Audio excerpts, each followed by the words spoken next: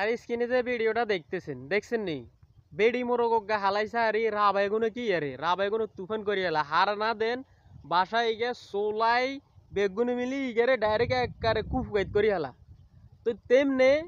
আঙ্গদাসে ওই যে সমস্ত মাইয়াগুন আসত না তোরা ঠোঁটে লিপস্টিক দিয়ে আইয়স, চোখে রোজ দিয়ে আইয়স, সুন্দর জামা কাপড় হিন্দি আইয়স, বুকরে এমনি করি আইয়স, ওই যে বোরকা গাদ দেস, মুখ খোলা রাস, মানে নিজের সৌন্দর্য বাইরে দেখাস। ঠিক এর বাজারের নে মুরগি গেরে সিলি সাসি খাইলে তো চা ঠিক এই কিছু বেড়া বা কিছু হুলাইন বা বেড়ারা ঠিক তো করে এরকম সিলি সাসি খাইলে তো চা। মানে তোরা যদি একটু বুঝদি জানতি তাহলে সুন্দর করে বোরকা দিয়ে দি তুই একজন মুসলমান, আল্লাহ তোর উপর পর্দা ফরজ করছে, তুই ওই পর্দা মানিয়ে আতি।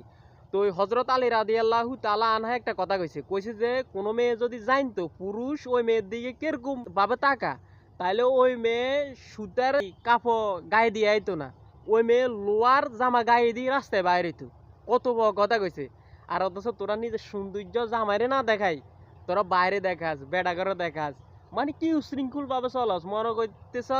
যে এই জীবনে তোকে জীবন হুন আপা এমনকি বোন এমনকি মা মানে নারী জাতি সবারই কই আপনার উপরে আল্লাহ যে পর্দা ফরজ করছে ওই পর্দাটা মেনটেন করে চলেন, দেখবেন এই সমাজটা সুন্দর হইব, এই দেশটা সুন্দর হইব, দর্শন আমাদের দেশের তো অনেকটা কমে যাইব।